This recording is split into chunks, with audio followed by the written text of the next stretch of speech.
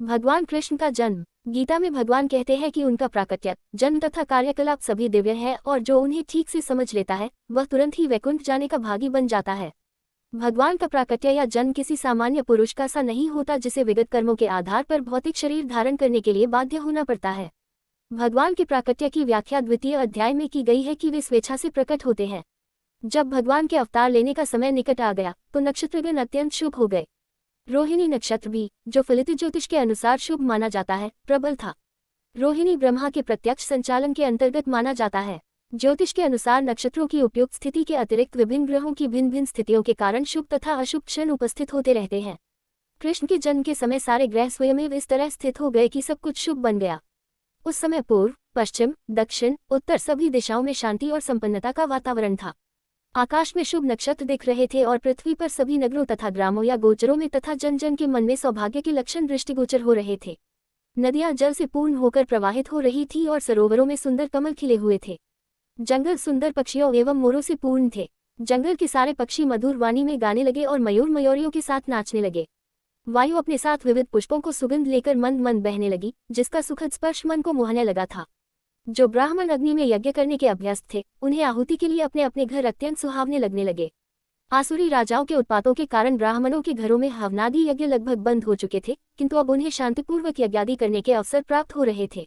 यज्ञों पर प्रतिबंध लगने के कारण ब्राह्मण मनसा वाचा कर्मणा अत्यंत दुखी थे, किंतु कृष्ण के जन्म के समय उन सबके मन स्वयं प्रसन्नता से पूर्ण हो गए, क्योंकि उन्हें आकाश में भगवान के जन्म लेने की घोषणा करने वाली दिव्यवाणी गुंजरित होती सुनाई दे रही थी।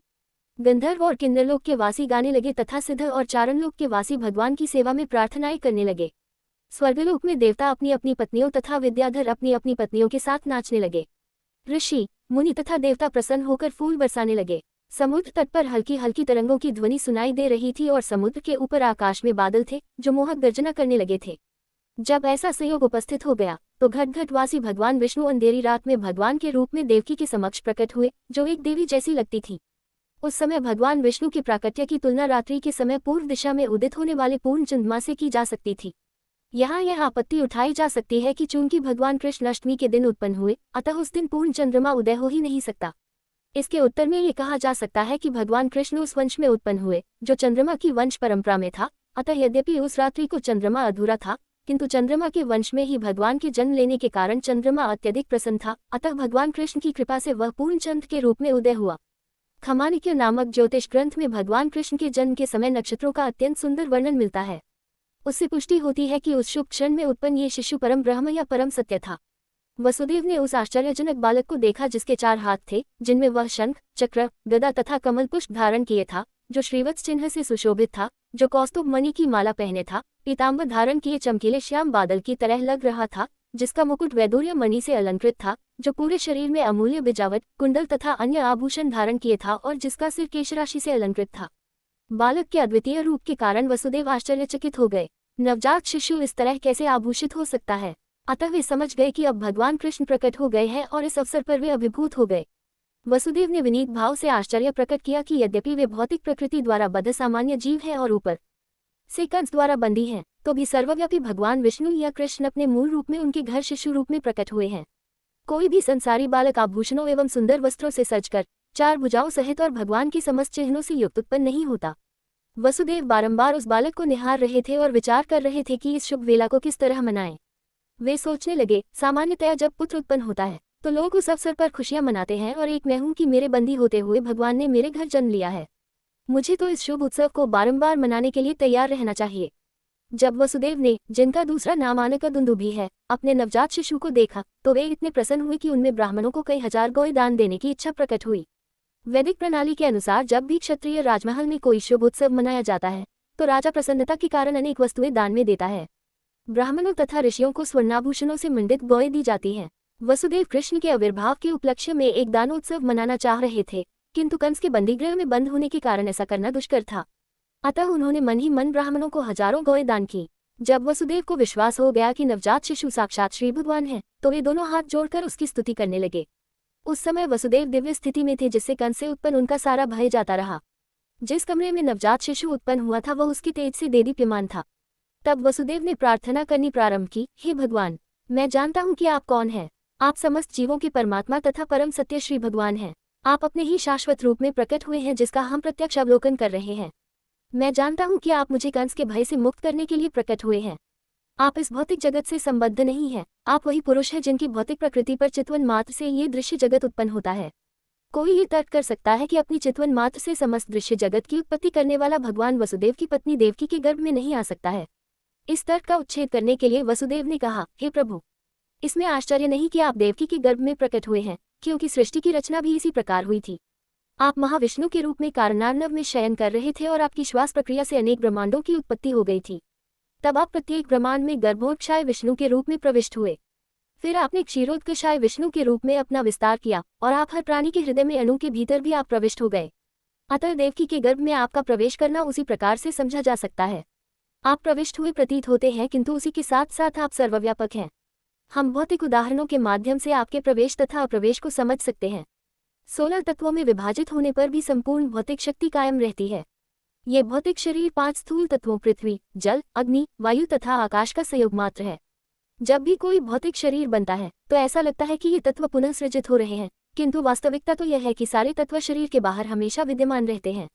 इसी तरह यद्यपि आप देवकी के गर्भ में शिशु रूप में प्रकट हुए हैं, किंतु आप उसके बाहर भी विराजमान हैं। आप सदैव अपने धाम में रहते हैं, फिर भी आप करोड़ों रूपों में अपना विस्तार कर सकते हैं। मनुष्य को बहुत ही बुद्धि के साथ आपके अवतार को समझना चाहिए, क्योंकि आपसे भौतिक शक्ति भी उद्भूत है।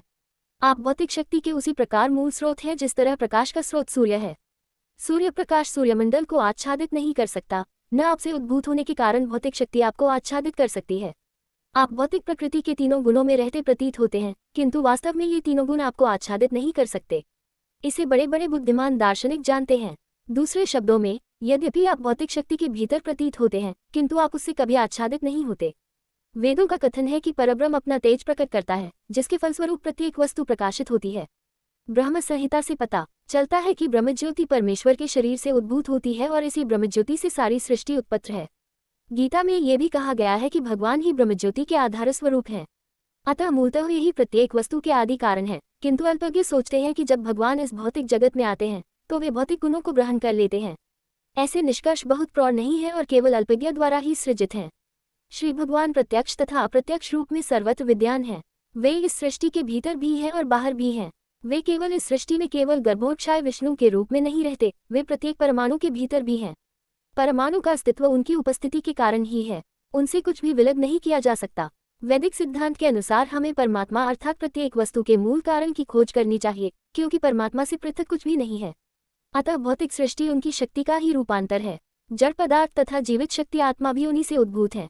जो मूर्ख होगा वही इस निष्कर्ष पर पहुंचेगा कि जब परमेश्वर प्रकट होते हैं तो वे पदार्थ की परिस्थितियों को स्वीकार करते हैं। यदि प्रत्यक्ष रूप से वे भौतिक शरीर ग्रहण करते लगे भी, तो भी वे भौतिक परिस्थितियों के अधीन नहीं रहते। अतः कृष्ण अवतरित हुए और उन्होंने भगवान के प्रकट तथा अप्रकट होने की समस्त दोषपूर्ण निष्कर्षों को ध्वस्त कर दिया है। हे स्वामी, आपका अवतार, स्थिति तथा तिरोधान सारे भौतिक गुणों के प्रभाव से परे हैं। चूंकि आप प्रत्येक वस्तु के नियामक तथा परब्रह्म हैं, अतः आप में कुछ भी अकल्पनीय या विरुद्धमूलक नहीं है। जैसा आपने कहा है, प्रकृति आपकी अध्यक्षता में उसी तरह कार्य करती है जिस तरह कोई सरकारी अधिकारी मुख्य कार्यकारी के आदेशों पर काम करता है। अधीनस्थ कार्यकलापों का आप पर कोई प्रभाव नहीं पड़ता। चूंकि आप परब्रह्म हैं तथा सारे नियम आप में अवस्थित हैं और प्रकृति के सारे कार्यकलाप आपके द्वारा ही संचालित होते हैं, अतः इनमें से कोई कार्यकलाप आप पर प्रभाव नहीं डालता। आप शुक्लम कहलाते हैं। शुक्लम अर्थात धवल परम सत्य का प्रतीकात्मक निरूपण है, क्योंकि भौतिक गुणों से यह प्रभावित रहता है। ब्रह्माजी रक्त अथवा लाल कहलाते हैं, क्योंकि सृजन के लिए वे रजोगुण का प्रतिनिधित्व करते हैं। तमस शिवजों के जिम्मे पड़ा है, क्योंकि वे संपूर्ण सृष्टि का संहार करते हैं।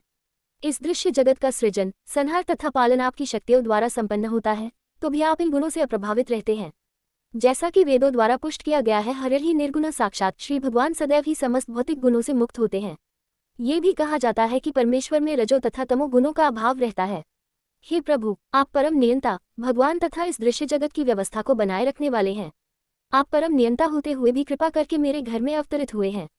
आपके अवतार का कारण संसार के उन आसुरी शासकों के अनुयायियों का वध करना है, जो राजकुमारों के वेश में रहते हुए वस्तुतः असुर हैं। मुझे विश्वास है कि आप उन सबों को उनके अनुयायियों तथा सैनिकों समेत मार डालेंगे। मुझे विदित है कि आप दुष्ट कंस तथा उसके अनुयायियों का वध करने के लिए अवतरित हुए हैं, किंतु ये जानकर कि आप उसे तथा उसके अनुयायियों का वध करने के लिए अवतरित होंगे, उसने आपके कई पूर्वजों को मार डाला है। अब वह केवल आपके जन्म की प्रतीक्षा में है। जैसे ही वह इसे सुनेगा, वह आपको मारने के लिए सभी प्रकार के अस्त्र शस्त्र लेकर उपस्थित होगा। वसुदेव की इस प्रार्थना के बाद कृष्ण की माता देवकी ने प्रार्थना की। वे अपने भाई के अत्याचारों से अत्यंत भयभीत थीं। देवकी ने कहा, हे प्रभु, वैदिक साहित्य में आपके अनेक शाश्वत अवतारों का मूल अवतारों के तौर पर वर्णन हुआ है, यथा नारायण, राम, हयशीष, वराह, नरसिंह, वामन, बलदेव तथा विष्णु से उद्भूत ऐसे लाखों अवतार। आप मूल अवतार हैं क्योंकि आपके अवतारों के सभी रूप इस भौतिक सृष्टि से बाहर हैं। आपका स्वरूप इस दृश्य जगत की उत्पत्ति के पहले से उपस्थित था। आपके स्वरूप शाश्वत तथा सर्वव्यापी हैं। वे स्व तेजो में अपरिवर्तनीय तथा भौतिक गुणों से अक्यूषित हैं। ऐसे शाश्वत रूप नित्य, ज्ञानमय तथा आनंदमय हैं। वे सभी दिव्य सात्विकता से पूर्ण तथा विभिन्न लीलाओं में सदैव निरत रहने वाले हैं। आपका कोई एक ही विशेष रूप नहीं होता। ऐसे अनेक दिव्य रूप स्वतंत्र हैं। मैं जानती हूँ कि आप परमेश्वर विष्णु हैं। लाखों वर्षों बाद जब ब्रह्मा के जीवन का अंत होता है तो दृश्य जगत का विलय हो जाता है। उस समय पृथ्वी, जल, अग्नि, वायु तथा आकाश ही 5 तत्व महत्तत्व में प्रवेश कर जाते हैं। यह महत्तत्व पुनः कालवश प्रकट समग्र भौतिक शक्ति में प्रवेश करता है। समग्र भौतिक शक्ति प्रधान में और प्रधान आप में प्रवेश करता है। अतः संपूर्ण दृश्य जगत के संहार के पश्चात केवल आपका दिव्य नाम, रूप, गुण तथा साज सामान ही शेष रह जाते हैं। हे प्रभु, मैं आपको सादर नमस्कार करती हूँ क्योंकि आप अव्यक्त समग्र शक्ति के निदेशक और भौतिक प्रकृति के परम आधार हैं। हे स्वामी, सारा दृश्य जगत वर्ष के अंत से इति तक कालाधीन है। सभी आपके निर्देशन में कार्य करते हैं। आप हर वस्तु के मूल निदेशक तथा समस्त प्रबल शक्तियों के आधार हैं। अतः आपसे मेरी प्रार्थना है कि आप मुझे उग्रसेन के पुत्र कंस के क्रूर हाथों से बचाएं। कृपा करके मुझे इस भयावह स्थिति से उबारें क्योंकि आप अपने सेवकों की रक्षा करने के लिए सदैव उद्यत रहते हैं। भगवान ने इस कथन की पुष्टि गीता में अर्जुन को आश्वस्त करते हुए की है, तुम संसार को बता दो कि मेरा भक्त कभी नष्ट नहीं होता। इस प्रकार रक्षा करने के लिए प्रार्थना करते हुए माता देवकी ने अपना वात्सल्य व्यक्त किया। मुझे ज्ञात है कि आपके इस दिव्य स्वरूप का दर्शन सामान्यतया ऋषिगण ध्यान में करते हैं, किंतु मैं अभी भी डर रही हूँ कि जो ही कंस को पता चल जाएगा कि आपका जन्म हो चुका है तो वह आपको हानि पहुंचा सकता है। अतः मेरी प्रार्थना है कि आप इस समय हमारे भौतिक चक्षुओं से ओझल हो जाए। दूसरे शब्दों में उन्होंने भगवान से प्रार्थना की कि वे एक सामान्य बालक का रूप धारण कर लें। आपके जन्म के कारण ही मैं अपने भाई कंस से भयभीत हूँ। हे मधुसूदन, हो सकता है कि कंस को पता न लगे कि आपने जन्म धारण कर लिया है। अतः मेरी प्रार्थना है कि आप अपने इस चतुर्भुज रूप को, जिसमें आप विष्णु के 4 चिन्ह शंख, चक्र, गदा तथा कमल धारण किए हैं, छिपा लें। हे प्रभु, आप दृश्य जगत के प्रलय के अंत में सारे ब्रह्मांड को अपने उदर में धारण करते हैं, फिर भी आप अपनी विशुद्ध कृपावश मेरे गर्भ में प्रकट हुए हैं। मुझे आश्चर्य है कि आप अपने भक्तों को प्रसन्न करने के लिए सामान्य मनुष्य के कार्यकलापों का अनुकरण करते हैं। देवकी की प्रार्थना सुनकर भगवान ने उत्तर दिया, हे माता, स्वयंभू मनु के कल्प में मेरे पिता वसुदेव एक प्रजापति के रूप में थे जिसका नाम सुतपा था और आप उनकी पत्नी प्रश्नी थी। उस समय ब्रह्मा ने प्रजा बढ़ाने की इच्छा से आपसे संतान उत्पन्न करने के लिए कहा। आपने अपनी इंद्रियों को वश में करते हुए कठोर तपस्या की। योग पद्धति में प्राणायाम का अभ्यास करते हुए आप पति पत्नी दोनों ने वर्षा, वायु, तरकती धूप जैसे भौतिक नियमों के सारे प्रभावों को सहन किया। आपने समस्त धार्मिक नियमों का भी पालन किया। इस प्रकार आपका हृदय निर्मल हो गया और भौतिक नियम के प्रभावों पर भी नियंत्रण प्राप्त हो गया। तपस्या करते हुए आप वृक्षों के नीचे भूमि पर गिरी हुई पत्तियों मात्र का आहार करती रहीं। तब स्थिर मन तथा इंद्रिया निग्रह द्वारा आपने मुझसे अद्भुत वर प्राप्त करने के लिए मेरी पूजा की। आप दोनों ने देवताओं की गणना के अनुसार 12,000 वर्षों तक कठोर तपस्या की। उस अवधि में आपका मन मुझ में ही लीन रहा। जब आप भक्ति कर रही थी और अपने मन में निरंतर मेरा ध्यान कर रही थी, तब मैं आपसे अत्यधिक प्रसन्न हुआ। हे निष्पाप माता, अतः आपका अंतःकरण नित्य ही विशुद्ध है। उस समय भी मैं आपके समक्ष इसी रूप में आपकी इच्छापूर्ति के लिए प्रकट हुआ था और आपसे मनवांछित वर मांगने के लिए कहा था। उस समय आपने चाहा था कि मैं आपके पुत्र रूप में जन्म लूं। यद्यपि आपने मेरा साक्षात दर्शन किया था, तथापि आपने मेरी माया के प्रभाव के कारण व्यापक भवबंधन से पूर्ण मुक्ति न मानकर मुझे अपने पुत्र के रूप में मांगा था। दूसरे शब्दों में, भगवान ने प्रकट होने के लिए इस जगत में प्रश्नी तथा सुतपा को अपने माता पिता के रूप में चुना। जब भी भगवान मनुष्य रूप में अवतरित होते हैं, उन्हें माता पिता की आवश्यकता होती है। फलतः उन्होंने प्रश्नी तथा सुतपा को शाश्वत माता पिता के रूप में चुना, इसलिए प्रश्नी तथा सुतपा दोनों ही मुक्ति की याचना न कर सके। मुक्ति उतनी महत्वपूर्ण नहीं होती जितनी कि भगवान की दिव्य प्रेमा भक्ति होती है। भगवान चाहते तो प्रश्नी तथा सुतपा को तुरंत मुक्ति प्रदान कर सकते थे, किंतु अपने विभिन्न अवतारों के लिए उन्हें इसी भौतिक जगत में बनाए रखना श्रेयस्कर समझा, जैसा कि आगे वर्णन किया जाएगा। भगवान से उनके माता पिता बनने का वर प्राप्त करके प्रश्नी तथा सुतपा दोनों अपनी तपस्या छोड़कर घर चले आए और पति पत्नी के रूप में रहने लगे, जिससे वे साक्षात परमेश्वर को पुत्र रूप में उत्पन्न कर सके। कालक्रम से प्रश्नी गर्भवती हुई और एक शिशु को जन्म दिया। भगवान ने वसुदेव तथा देवकी से कहा, उस समय मेरा नाम प्रश्निगर्भ था। अगले कल्प में आपने अदिति तथा कश्यप के रूप में जन्म लिया और तब मैं उपेंद्र नाम से आपका पुत्र बना। उस समय मेरा स्वरूप एक बौने जैसे था, जिससे मैं वामनदेव के नाम से विख्यात हुआ। मैंने आपको वर दिया था कि मैं 3 बार आपके पुत्र रूप में जन्म धारण करूंगा। पहली बार मैं प्रश्नि तथा सुप्पा से जन्म लेकर प्रश्निगर्भ कहलाया, दूसरी बार मैं अदिति तथा कश्यप से जन्म लेकर उपेंद्र कहलाया और अब तीसरी बार मैं देवकी तथा वसुदेव से कृष्ण नाम से उत्पन्न हुआ हूँ। मैं इस विष्णु रूप में इसलिए अवतरित हुआ हूँ कि आपको विश्वास दिला सकूं कि उसी श्री भगवान ने पुनः जन्म धारण किया है। मैं चाहता तो एक सामान्य शिशु के रूप में प्रकट हो सकता था, किंतु तब आपको विश्वास न होता कि आपके गर्भ से मुझ भगवान ने ही जन्म लिया है। हे मेरे माता पिता, इस तरह आपने कई बार अत्यंत लाड़ प्यार से अपने पुत्र के रूप में मुझे पाला पोसा है, अतः मैं अत्यधिक प्रसन्न हूँ और आपका अत्यंत कृतज्ञ हूँ। मैं विश्वास दिलाता हूँ कि इस बार आप अपने उद्देश्य को पूरा करके भगवत धाम को वापस जाएंगे। मैं मानता हूँ कि आप मेरे लिए चिंतित हैं और कंस से भयभीत है, अतः मेरा आदेश है कि आप तुरंत ही मुझे गोकुल ले चले और यशोदा की नवजात कन्या से जो अभी अभी उत्पन्न हुई है, मुझे बदल लें। अपने पिता माता की इस प्रकार कहकर उनकी उपस्थिति में भगवान सामान्य बालक बन गए और मौन हो गए। भगवान का आदेश पाकर वसुदेव अपने पुत्र को प्रसूतिगृह से बाहर ले जाने के लिए तैयार हो गए। ठीक उसी समय नंद तथा यशोदा के एक कन्या उत्पन्न हुई थी। वह योगमाया थी, अर्थात वह भगवान की अंतरंगा शक्ति थी। इस योगमाया के प्रभाव से कंस के महल के सारे निवासी और विशेष रूप से द्वारपाल गहरी नींद में सो गए और लौ श्रृंखलाओं से बंद महल के सारे दरवाजे खुल गए। रात अत्यंत अंधेरी थी, किंतु जो ही वसुदेव कृष्ण को अपनी गोद में लेकर बाहर निकले तो उन्हें सब कुछ दिखने लगा मानो सूर्य का प्रकाश हो। चैतन्य चरितामृत में कहा गया है कि कृष्ण सूर्य प्रकाश के तुल्य है और जहाँ भी कृष्ण रहते हैं वहाँ अंधकार रूपी माया नहीं रह सकती।